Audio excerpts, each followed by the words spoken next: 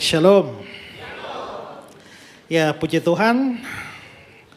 Hari ini boleh memberitakan firman Tuhan untuk pertama kalinya ya di tempat ini. Yang di GSJS Jakarta saya sudah beberapa kali. Nanti besok tanggal 29 juga ada khotbah di sana. Nah, hari ini saya ingin berbicara satu tema, yakni keselamatan hanya melalui Yesus. Saya mau kita baca semua sama-sama satu ayat ini, Yohanes 3 ayat 16. Kalau yang sudah hafal gak perlu lihat layar. Ya, Yohanes 3 ayat 16, 2, 3. Karena begitu besar kasih Allah akan dunia ini, sehingga ia telah mengaruniakan anaknya yang tunggal, supaya setiap orang yang percaya kepadanya tidak binasa, melainkan beroleh hidup yang kekal. Ini ayat yang sangat penting. Boleh dibilang bahwa jantung dari Injil itu ada pada ayat ini. Allah begitu mengasihi dunia ini, lalu dia mengaruniakan anaknya yang tunggal. Baru sampai situ saja sudah jadi soal ya, yaitu soal Allah kok punya anak ya. Allah tidak beranak dan tidak memperanakan. Ya, biasanya hal itu ditentang. Tapi persoalannya adalah bahwa memang saya pernah dalam satu acara debat antar lintas agama, mereka bilang Allah tidak beranak dan tidak memperanakan. Saya bilang amin. Loh kok Bapak amin? Ya, karena kalau yang Anda pikirkan Allah, anak Allah itu seperti kambing beranak, saya juga tidak percaya begitu. Ya, Yesus anak Allah. Tapi beberapa orang berkata bahwa ya justru karena itu membuktikan Yesus bukan Allah. Saya pernah debat dengan seorang mualaf. Lalu dia bilang begini, di Alkitab Yesus adalah anak Allah. Betul, semua betul. Kalau begitu sekarang saya tanya kepada saudara, anak presiden atau bukan? Mereka bilang bukan. Anak wali kota atau bukan? Bukan. Anak bupati atau bukan? Bukan. Kalau begitu anak Allah atau bukan? Bukan. Allahu Akbar. Lalu giliran saya maju, saya bilang, saya tanya kalian ya.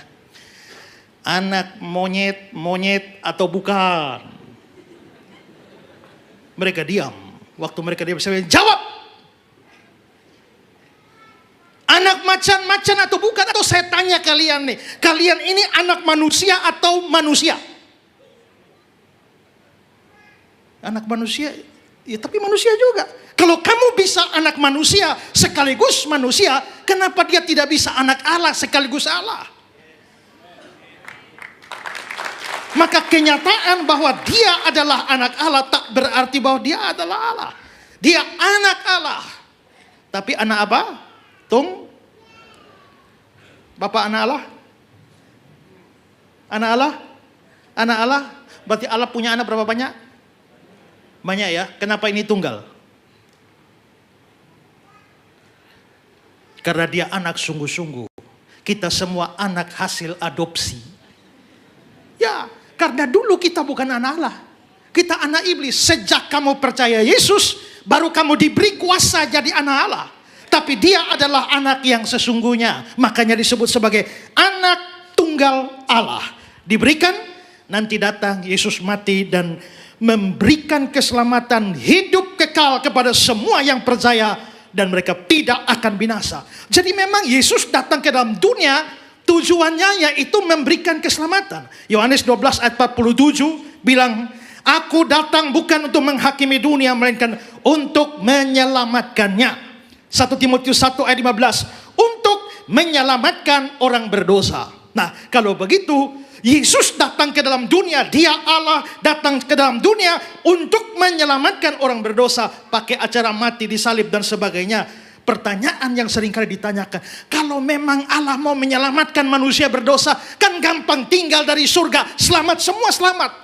Untuk apa repot-repot datang ke dalam dunia waktu Natal? Untuk apa repot-repot naik ke atas kayu salib, pakai acara mati lagi, bangkit lagi? Nah, ini sering kali ditanyakan.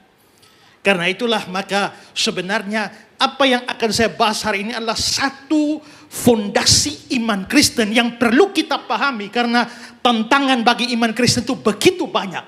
Hari ini begitu banyak orang menyerang iman Kristen, bahkan mereka mengolok-olok mempertanyakan iman Kristen. Dan karena itulah pada hari ini saya ingin memberikan hal yang paling mendasar dalam iman Kristen. Nah, kalau memang Yesus datang untuk menyelamatkan kita, mengapa pakai acara salib? Mengapa pakai acara mati sehingga menjadi olok-olokan? Apakah Yesus Tuhan? Ya, Tuhan bisa mati? Gak bisa. Nah, Yesus bisa mati. Kan sering kali yang kita dapat begitu. Bagaimana Yesus bisa menjadi juru selamat kalau menyelamatkan dirinya dari salib saja gak bisa? Saya ditanya orang, apakah Yesus juru selamat? Iya. Kalau begitu kenapa nggak bisa menyelamatkan diri dari salib? Ya karena dia nggak mau. Kenapa nggak mau? Karena kalau dia mau selamat nggak usah datang. Kan tujuan datang untuk mati. Kalau dia menyelamatkan diri nggak jadi mati, tujuannya gagal. Supaya dia berhasil maka dia harus mati. Kalau Yesus tidak mau mati, tidak ada orang yang bisa bikin mati dia kan? Waktu mereka mau tangkap dia di Getsemani, dia bilang akulah dia. Lalu jatuhlah mereka kan? Roboh kan waktu mau tangkap. Siapa yang kamu cari? Yesus dari Nazaret. Akulah dia. Robohlah mereka. Lalu Charles Haddon Spurgeon berkata, bayangkan Yesus cuma kasih dua kata, akulah dia, tentara-tentara itu terlempar ke tanah. Dua kata kamu terlempar ke tanah. Seandainya beliau perpanjang jadi 10 kata, kamu bukan terlempar ke tanah tapi ke neraka. Ya. Nah, karena itulah Yesus memang datang ke dalam dunia untuk menyelamatkan. Tapi mengapa semua ini? Nah, ini perlu kita pahami di dalam beberapa fakta. Saya kasih beberapa fakta. Pertama adalah semua manusia itu berada di bawah kuasa dosa. Semua kita orang berdosa, tapi dosa itu lebih daripada sekedar perbuatan yang jahat. Itu adalah satu power, satu kuasa yang menguasai setiap orang, sampai akhirnya setiap orang ada di bawah atau takluk di bawah kuasa dosa. Nah, Paulus bicara sesuatu hal penting dalam Roma 5, 18-19. Sebab itu, oleh satu pelanggaran siapa? Adam. Semua orang beroleh penghukuman. Jadi gara-gara Adam berbuat dosa, semua orang beroleh penghukuman. Ayat 19, oleh ketidaktaatan satu orang, Adam, semua orang menjadi orang berdosa. Jadi Adam berdosa, semua kita dihukum. Adam berdosa, semua kita berdosa. Ikut makan buah itu? Enggak. Ikut makan? Enggak. Kita juga semua tidak ikut makan. Tapi mengapa Adam yang berdosa, semua kita jadi berdosa? Mengapa Adam yang makan, kita semua ikut kena hukuman? Rasanya tidak adil. Tapi jawabannya mudah, karena Adam adalah perwakilan manusia. Kalau Indonesia main sepak bola, yang masuk lapangan berapa orang? 11 kan? Yang main kan 11 kan? Nah, begitu 11 itu kita semua nonton. Begitu 11 itu menang, kita wah kita menang. Ikut main. Kan enggak? Kenapa enggak ikut main kok bisa bilang kita menang? Kita enggak ikut main. Tapi karena 11 itu perwakilan kita, 11 itu menang, kita menang. 11 itu kalah, kita kalah. Walaupun enggak main. 11 itu draw, kita draw. Karena 11 itu menentukan kita, 11 itu mewakili kita. Adam itu mewakili kita, dia wakil seluruh manusia.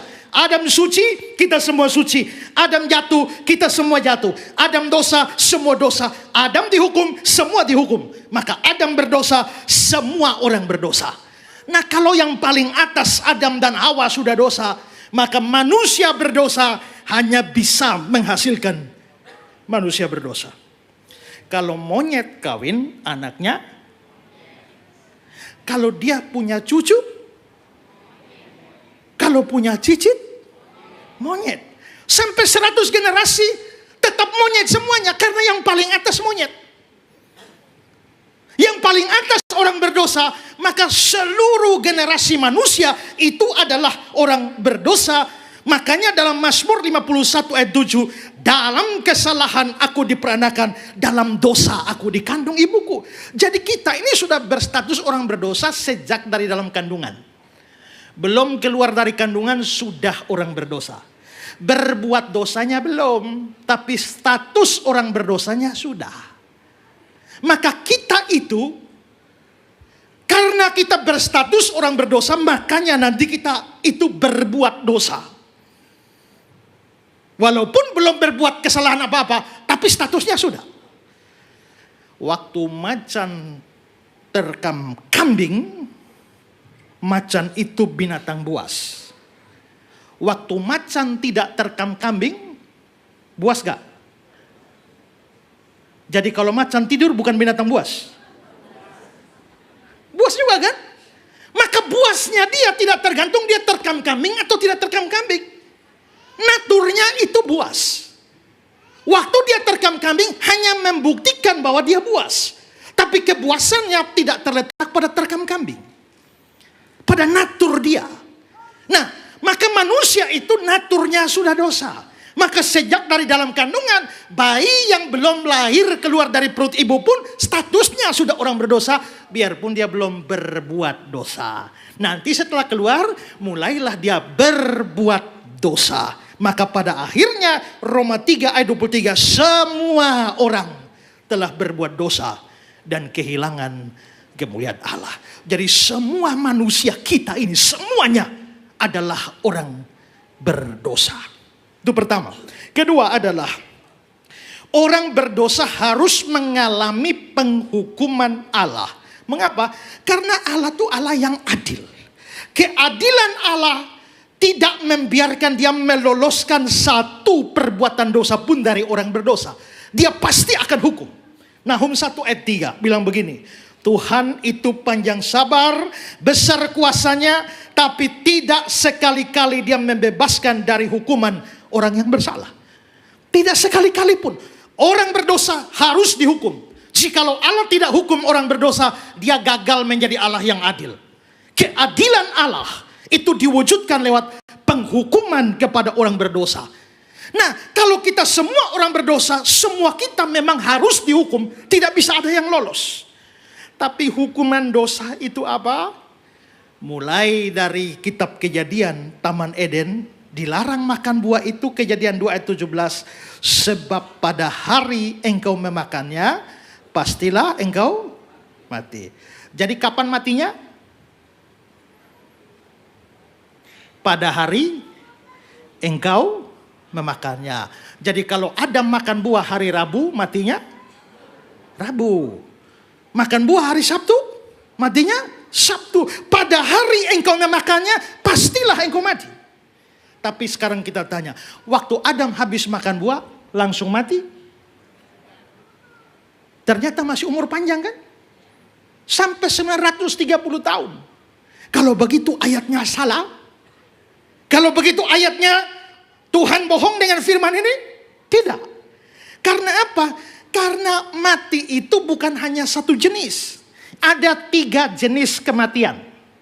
Kematian pertama itu namanya mati rohani. Nah, apa itu mati rohani?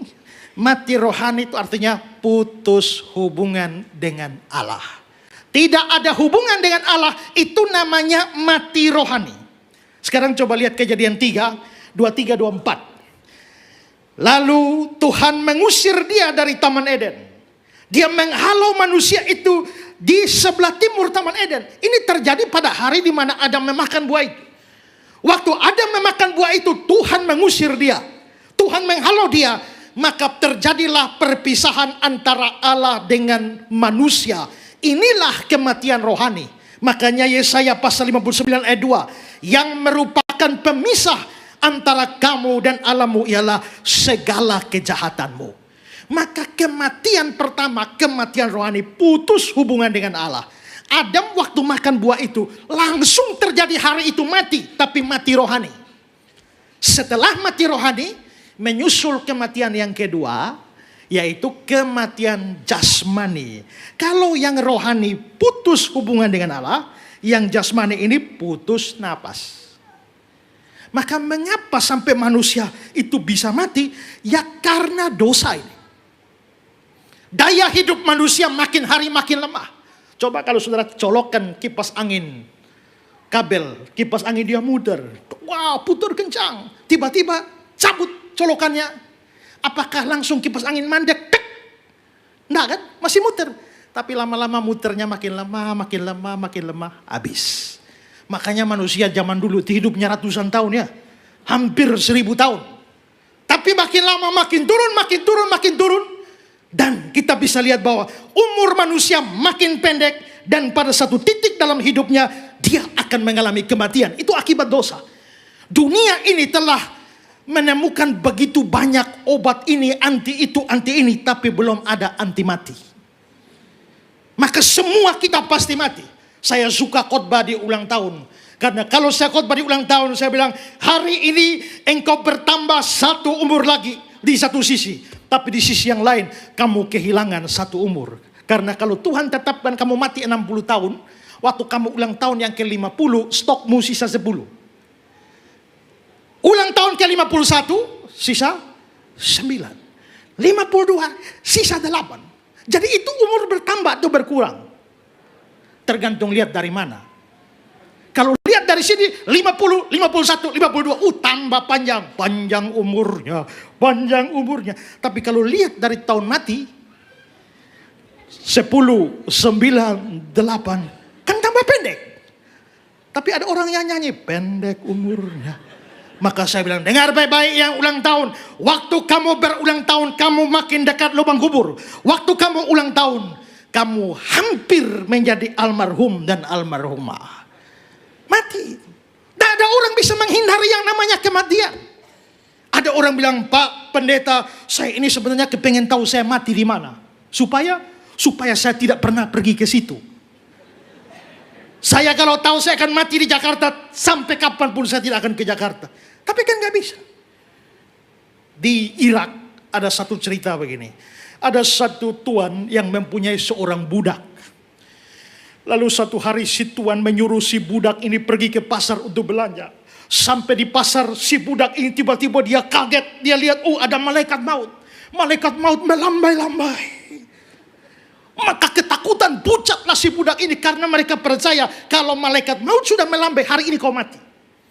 Maka si malaikat maut melambai-lambai. Ketakutanlah si budak, lari pulang ke rumah. Muka pucat menghadap tuannya. Tuannya tanya, hei, kenapa mukamu pucat begini? Ben, Tuan, tadi di pasar aku ketemu malaikat maut. Dia melambai-lambai. Itu artinya dia mau cabut nyawaku malam ini. Aku takut sekali Tuan. Tuhan tolong aku, Tuhan tolong aku. Tolong bagaimana? Kasihkan aku seekor kuda. Aku mau lari jauh dari sini. Lalu si Tuhan bilang, kalau saya kasih kamu kuda, kamu mau lari kemana? Saya mau lari ke kota paling ujung, namanya kota Samara. Akhirnya si Tuhan kasihan, kasih kuda. Maka larilah dia ke kota Samara. Setelah si budak pergi, tuannya penasaran sama malaikat maut itu. Dia pergi cari itu malaikat maut di pasar. Ketemu. Malaikat, kenapa kau menakut-nakuti hamba-Ku? Malaikat bilang, enggak. Ya tapi kau melambai-lambai kan bikin dia takut. Enggak. Saya bukan mau menakuti, saya cuma heran mau nanya dia. Mau nanya apa? Mau nanya karena menurut yang tersurat, malam ini saya harus menjemput dia di kota Samara. Yang saya heran kenapa dia ada di sini. Jadi gua panggil dia mau nanya. Maka waktu dia lari ke Samara, dia bukan lari menjauhi kematian. Lari mendekat kematian. Tidak ada orang bisa. Orang biar sakit sudah bawa tanah, kalau belum saatnya mati kan gak mati. Saya dari Kupang. Di Kupang sana kalau orang sudah sakit, dokter sudah angkat tangan. Juga gak bisa-bisa, minta mujizat juga gak bisa. Maka biasanya orang yang panggil pendeta daripada menderita, namanya doa serahkan. Maksudnya serahkan ke dalam tangan Bapa Surgawi. Biar cepat mati kan begitu, daripada menderita. Satu hari ada orang sakit seperti itu. Lalu dia bilang, Pak Pendeta, dokter sudah angkat tangan. Bisakah pendeta datang doa serahkan? Oke, saya pergi. Tuhan, kami tidak mau melampaui kuasa-Mu. Tapi daripada dia menderita ini, jikalau Engkau berkenan, biarlah Engkau ambil nyawanya. Amin. Besok pagi saya tanya, sudah? Mereka bilang, belum pendeta. Boleh tambah satu kali lagi? Saya datang lagi, yang kedua. Waktu yang kedua saya doa yang sama, pulang saya tanya, sudah? Belum pendeta. Bisa tambah, biasanya yang ketiga manjur. Saya pergi lagi, doakan yang sama. Besok, sudah? Ada apa? Sudah. Pendeta, sudah ada yang mati. Tapi bukan opa yang didoakan yang mati. Terus yang jaga yang mati. Padahal yang jaga sehat. Berarti tiba saatnya yang jaga mati. Yang itu belum mati. Nah kalau begitu, mengapa sampai mati ini terjadi? Semua tidak bisa hindari. Ini jenis kematian kedua, akibat dosa. Dan ada yang ketiga, jenis kematian ketiga itu namanya kematian kekal. Itu neraka. Maka neraka itu adalah jenis kematian. Makanya di dalam Wahyu 20 ayat 14. Lalu maut dan kerajaan maut dilemparkan ke dalam lautan api. Lautan api itu kan neraka. Itulah kematian kedua. Berarti neraka itu juga kematian. Sekarang ini ada banyak orang liberal. Kita lihat di TikTok, di YouTube. Banyak orang gak percaya ada surga, gak percaya ada neraka. Jangankan percaya surga neraka. Allah pun mereka tidak percaya itu ada. Simpel saja mereka bilang, kalau memang Allah ada, tunjukkan. Buktikan bahwa Allah itu ada. Masalahnya kan Allah itu kan roh. Yang namanya roh tidak terlihat. Tapi harus ingat bahwa yang tidak terlihat tidak berarti selalu tidak ada. Mungkin kamu tidak lihat tapi bisa ada. Kamu percaya ada listrik? Percaya. Lonjong atau bulat? Atau segi empat? Coba tunjukkan listrik itu. Apa dia segitiga? Tidak. Listrik tidak kelihatan. Karena tidak kelihatan maka pasti tidak ada. Coba kamu pegang kabel telanjang. Kamu langsung sadar dia ada, bukan? Padahal nggak kelihatan. Begitu juga Allah tidak terlihat, tidak teraba, tapi dia ada. Seorang profesor ateis satu kali berdiri di muka kelas. Lalu dia tanya, para mahasiswa, saya tanya kalian 2 pertanyaan. Pertanyaan pertama, siapa di antara kalian pernah lihat Tuhan Allah? Angkat tangan. Gak ada yang angkat tangan. Kedua, siapa di antara kalian pernah raba Tuhan Allah? Angkat tangan. Gak ada juga. Maka profesor itu bilang, karena Tuhan Allah tidak pernah dilihat, tidak pernah diraba, kesimpulan saya, Tuhan Allah tidak ada. Semua kelas hening. Ada komentar? Seorang mahasiswa Kristen angkat tangan. Prof, saya boleh izin ke depan untuk bicara dengan teman-teman saya? Oh silakan. Lalu si mahasiswa maju dan dia bilang, teman-teman saya ingin mengajukan 2 pertanyaan kepada kalian. Pertama, apakah ada di antara kalian pernah lihat otak profesor ini? Nggak ada. Pertanyaan kedua, siapa di antara kalian pernah raba otak profesor ini? Nggak ada. Karena otak profesor ini tidak pernah dilihat, tidak pernah raba. Kesimpulan saya, ini profesor tidak punya otak. Memang ada banyak hal di dunia ini, realitas. Apalagi dunia spiritual, kita tidak lihat, kita tidak raba. Tapi bukan berarti tidak ada.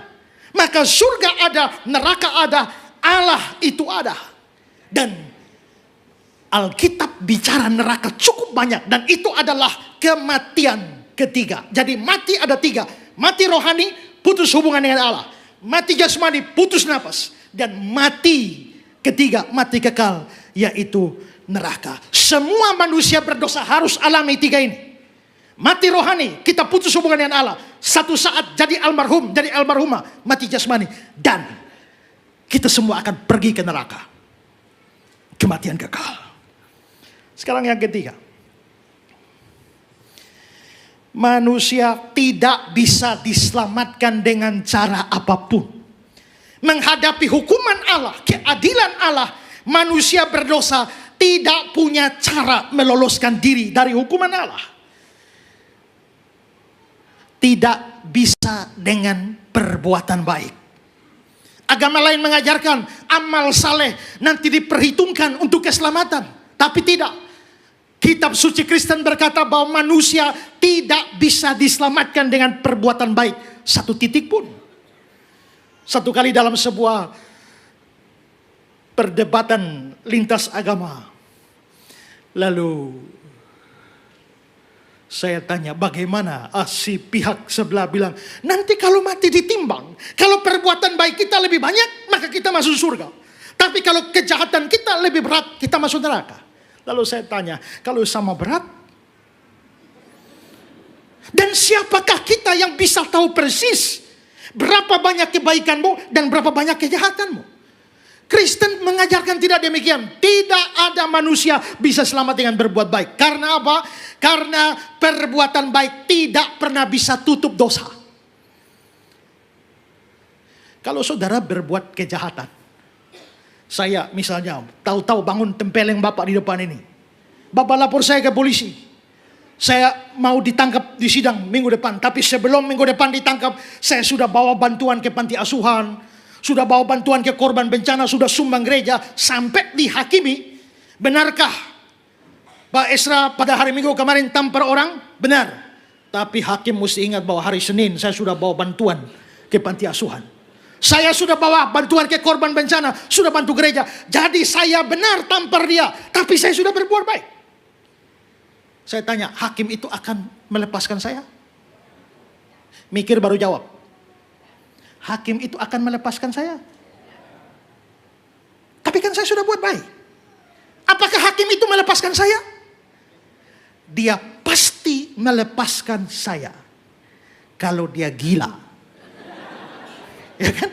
Kalau hakimnya waras, tidak peduli kamu berbuat baik berapa banyak, dosa tetap dosa, kesalahan tetap kesalahan.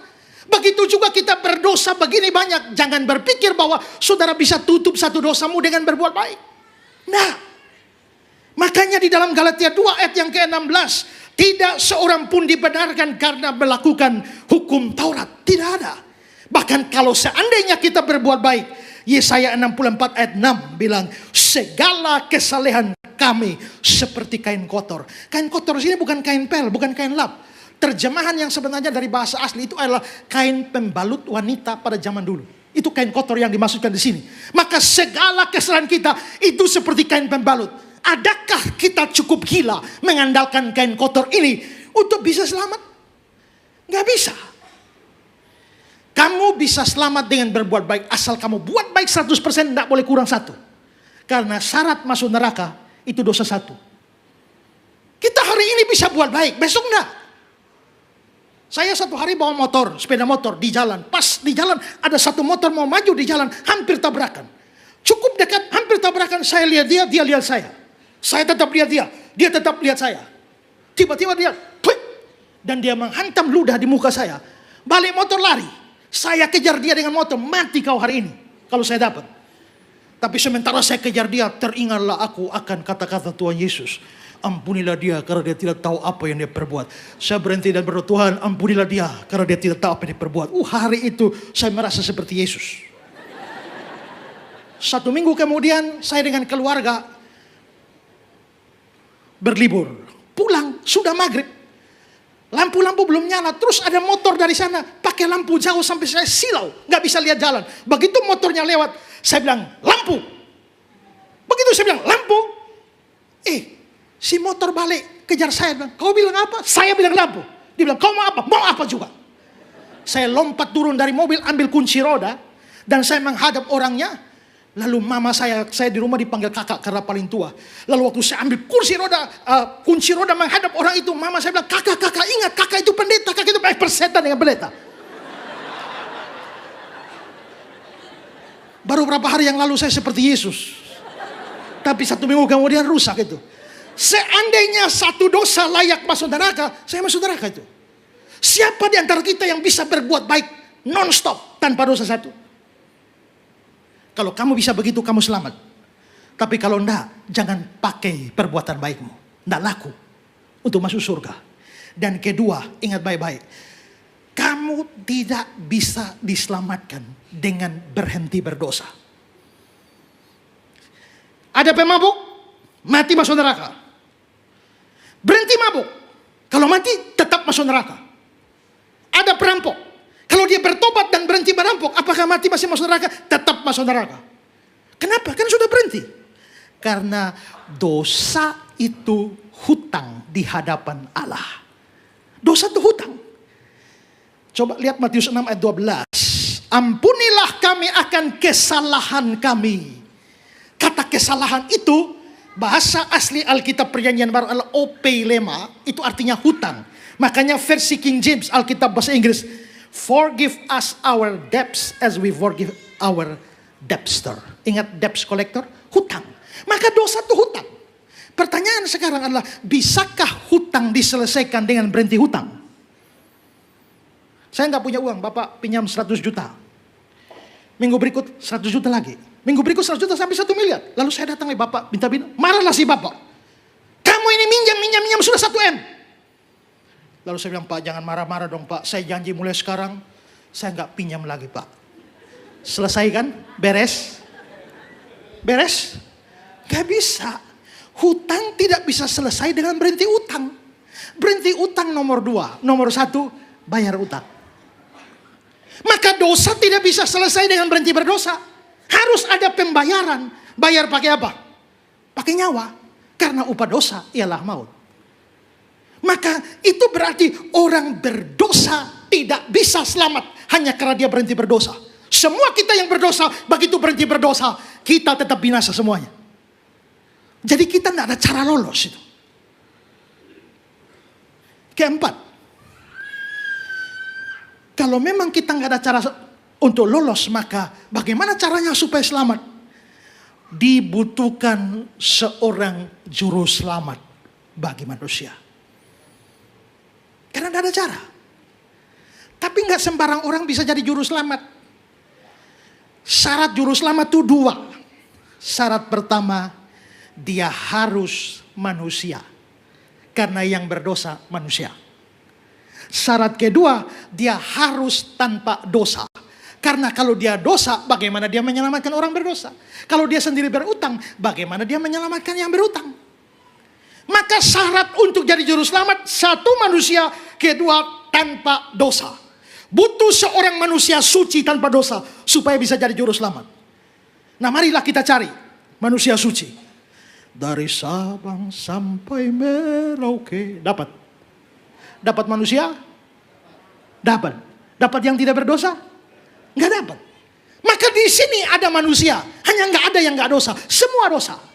Kalau begitu jangan cari di sini. Cari di mana? Cari di surga. Di surga dapat yang tidak berdosa? Dapat. Siapa? Allah. Allah tidak berdosa. Tapi apakah dia manusia? Bukan. Maka di sini ada manusia tapi berdosa. Di sana ada yang tidak berdosa tapi bukan manusia. Maka di sini tidak ada, di sana juga tidak ada. Di sini tidak dapat orang yang memenuhi syarat jadi juru selamat. Di sana juga tidak ada juru selamat. Karena di sini ada manusia tapi berdosa. Di sana ada yang tidak berdosa tapi bukan manusia. Lah kalau begitu bagaimana Bapak? Nah itu jadi soal itu. Maka ini mengantar kita kepada poin kita yang kelima. Yesus Kristus adalah satu-satunya juru selamat yang disediakan Allah. Kenapa begitu? Begini logikanya. Kan harus manusia dan gak boleh berdosa. Di sini kan manusia tapi dosa semua. Di sana ada yang dosa tapi bukan manusia. Lalu solusinya bagaimana? Bagaimana kalau yang tidak berdosa itu jadi manusia? Tapi dia harus tidak berhenti jadi Allah. Karena begitu dia berhenti jadi Allah, dia menjadi berdosa. Supaya dia tidak berdosa, dia harus tetap Allah. Tapi supaya dia manusia, maka dia harus lahir dari seorang manusia. Dia nggak boleh keluar dari pohon. Karena itu bukan manusia. Dia nggak bisa keluar dari batu. Itu anak batu namanya. Dia nggak bisa keluar dari laut. Itu namanya manusia jadi-jadian. Dia harus sungguh-sungguh manusia, maka dia perlu lahir dari seorang manusia. Maka itulah sebabnya Bunda Maria dipakai. Maka Yesus harus lahir dari seorang manusia, Bunda Maria, supaya dia manusia. Tapi dia nggak boleh berhenti jadi Allah, supaya dia tetap suci. Maka sekarang dia lahir sebagai manusia, tapi dia tetap Allah, maka dia suci. Maka di sini ada manusia suci tanpa dosa. Itulah sebabnya Natal perlu terjadi. Itu Natal perlu terjadi. Maka peristiwa Natal itu menghadirkan seorang manusia tanpa dosa di dalam dunia ini. Ibrani 2, 14, 15. Dia juga menjadi sama dengan mereka dan mendapat bagian dalam keadaan mereka. Dia sungguh-sungguh manusia. Tapi Ibrani 7 ayat 26 bilang, dia saleh, tanpa salah, tanpa noda, terpisah dari orang berdosa. Kalau begitu, Yesus itu manusia suci. Maka juru selamat sudah ada. Juru selamat kerjanya apa? Bayar hutang kita. Hutangnya ada berapa? 3. Mati rohani, mati jasmani, mati neraka. Sekarang mari kita lihat. Kapan Yesus membayar kematian rohani, terpisah dari Allah? Waktu dia di kayu salib. Eli, Eli lama sabachthani. Ya Allahku, mengapa engkau meninggalkan aku? Maka ada perpisahan yang terjadi di atas kayu salib. Dan dia berteriak sedemikian rupa. Dia sedang menanggung hukuman kematian rohani, yaitu perpisahan. Setelah itu kematian kedua, kematian jasmani. Ya Bapa, ke dalam tanganmu kuserahkan nyawaku. Kedua selesai. Lalu yang ketiga, kematian neraka. Kapan Yesus ke neraka? Dia nggak pernah pergi ke neraka. Karena waktu dia mati dia bilang, ke dalam tanganmu kuserahkan rohku. Rohnya pergi ke Bapa di surga. Lalu kapan dia mengalami kematian kekal atau neraka itu? John Calvin berkata, dia mengalami neraka bukan dengan turun ke neraka, tapi neraka diambil dan ditanggungkan kepadanya di atas kayu salib. Yang itu di dalam pengakuan iman Razuli gereja purba itu dikatakan turun ke dalam kerajaan maut, turun ke dalam neraka. Nah, maka Yesus menanggung semuanya. Sekarang kematian rohani beres, kematian jasmani beres, kematian neraka beres. Dia tanggung semuanya. Makanya Yesaya 53, penyakit kitalah yang ditanggungnya. Dia diremukan oleh karena kejahatan kita. Tuhan menimpakan kejahatan kepada kita, kepadanya, kita sekalian. Nah, dalam hubungan dengan hutang, dia akan datang untuk bayar hutang. 3 ini, rohani, jasmani, dan neraka. Maka selesai di atas kayu salib, dia bilang apa? Yohanes 19 ayat 30. Sudah selesai. Tetelestai. Kolose 2, 13-14. Dia mengampuni segala pelanggaran kita dengan menghapuskan surat hutang. Maka hutang dosa itu dibayar lunas di atas kayu salib. Ya. Nah, sekarang saudara, kalau tadi saya hutang sama Bapak 100 miliar, ya, saya nggak bisa bayar. Saya butuh juru selamat. Maka datanglah Bapak jadi juru selamat. Saya utang berapa? 1 miliar. Lalu Bapak bayarkan 900 juta. Saya masih takut. Utang 1 miliar, juru selamat saya bayar 900 juta. Masih takut? Kenapa? Karena kurang 100 juta. Saya masih menghindar Bapak. Karena belum lunas. Belum selesai. Tapi kalau saya utang 1 miliar dan juru selamat saya datang, ya cash 1 miliar sudah selesai. Saya masih takut. Bolehkah Bapak menagih lagi pada saya setelah selesai? Kalau Bapak tagih lagi, Bapak kurang ajar. Ya kan? Dan Yesus sudah bayar semua.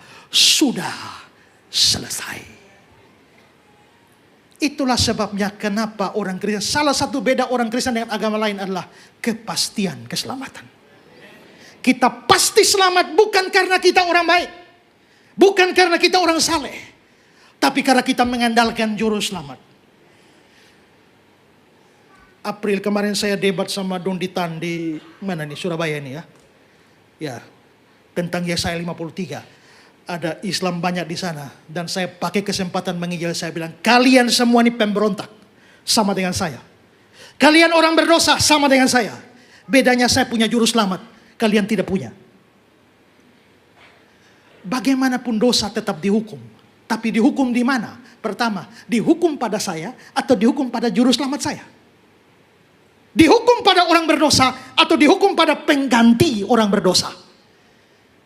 Kalau saudara punya juru selamat, hukumanmu ditanggung oleh penggantimu. Tapi kalau kamu tidak punya juru selamat, ya dihukumkan pada kamu. Nah, Maka yang bisa hapus hutang dosa semacam ini, tidak ada nabi, tidak ada rasul, tidak ada guru, tidak ada pendiri agama manapun bisa hapuskan dosa. Itulah sebabnya hanya Yesus. Maka Yohanes, dikatakan Rasul Petrus dan Yohanes di Kisah 4 ayat 12, keselamatan tidak ada di dalam siapapun juga selain di dalam Dia. Yohanes bilang, hidup itu ada di dalam Anaknya. Kalau begitu, poin saya yang terakhir, keselamatan manusia bergantung pada imannya pada Yesus Kristus, satu-satunya juru selamat. Satu-satunya juru selamat. Tidak ada yang lain. Ya, semua hutang dosa dipikul dan ditanggung oleh Dia. Karena itu, ayat kita Yohanes 3 ayat 16.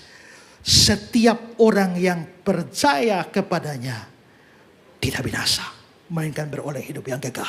Yang tidak percaya, binasa. Maka semua orang yang tidak percaya, binasa. Termasuk di dalam gereja, tapi tidak percaya.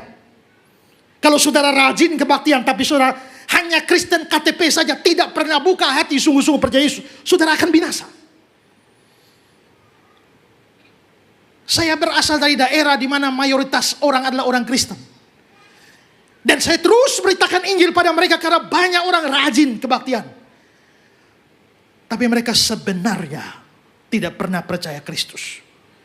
Bahkan lebih jahat dari itu. Bahkan orang Kristen bisa mempunyai hidup dengan kuasa gelap, itu ada. Saya pernah pelayanan di satu tempat, lalu pendetanya cerita sama saya, Pak Esra, saya punya satu majelis jago. Jago apa? Oh, pokoknya hebat, punya piaraan banyak, punya istri banyak. Bukan.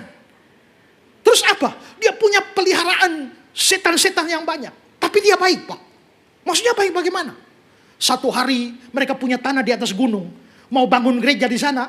Itu trek tidak bisa naik ke sana, turunkan material. Maka batu, kayu, pasir, semen di bawah. Pendeta kasih pengumuman, jemaat besok kita kerja bakti, angkat batu kayu naik di atas. Lalu dia bilang, pendeta, jemaat tidak usah kerja, serahkan pada saya. Malamnya dia kerahkan setan-setan, angkat batu kayu, pasir, semen semua, naik. Besok pagi sudah naik. Wow, saya baru tahu ada setan mendukung pembangunan gereja.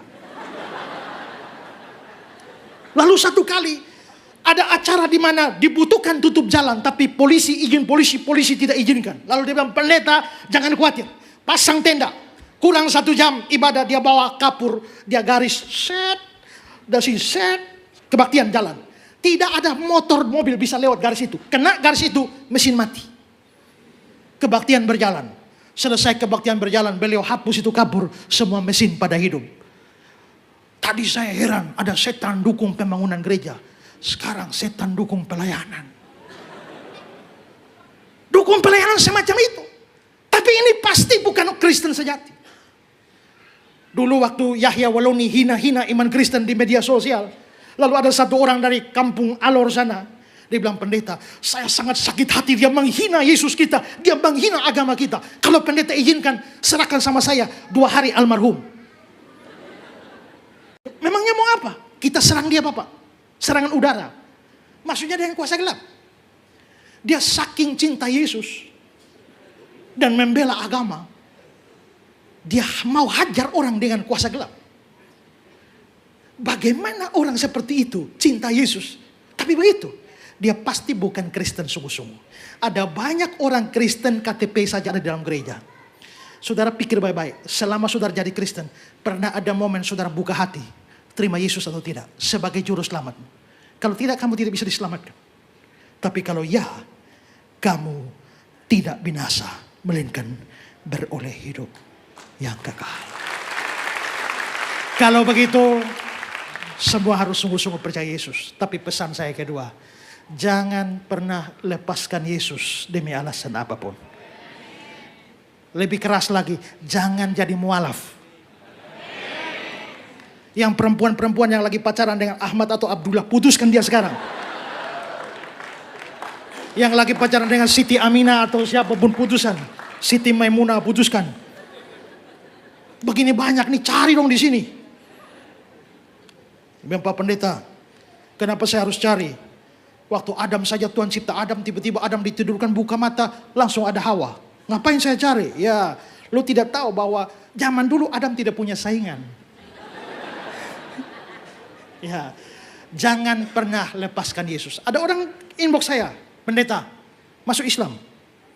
Saya bilang, enggak. Kenapa? Masakan ku buang emas ini dan ku ganti dengan seng. Hari ini saya beritakan tentang Yesus kepadamu. Saya tutup ini. Seorang anak kecil datang kepada seorang profesor. Dia bawa jangkrik di tangannya yang hidup. Lalu dia bilang, profesor coba tebak. Ini hidup atau mati? Jangkrik ini. Dia mikir, kalau profesor ini bilang hidup, maka dia remas jangkriknya. Wah, mati. Tapi kalau profesor bilang mati, dia tinggal buka. Wah, hidup. Jadi kayaknya profesor mau pilih manapun salah. Setelah itu dia bilang, Prof, ini hidup atau mati? Profnya, nah. Kalau kau mau dia hidup, hidup. Kalau mau dia mati, mati. Hidup mati di tanganmu. Hari ini saya sudah beritakan Yesus padamu. Hidup mati di tanganmu. Tapi yang pasti saudara, tidak ada juru selamat lain selain Yesus. Kamu, kita semua harus bangga punya Yesus dan jangan lepaskan Yesus. Mari bangkit berdiri. Tidak ada juru selamat yang lain di dunia ini. Siapapun. Maka banggalah. Bersyukurlah. Karena kita punya juru selamat satu-satunya.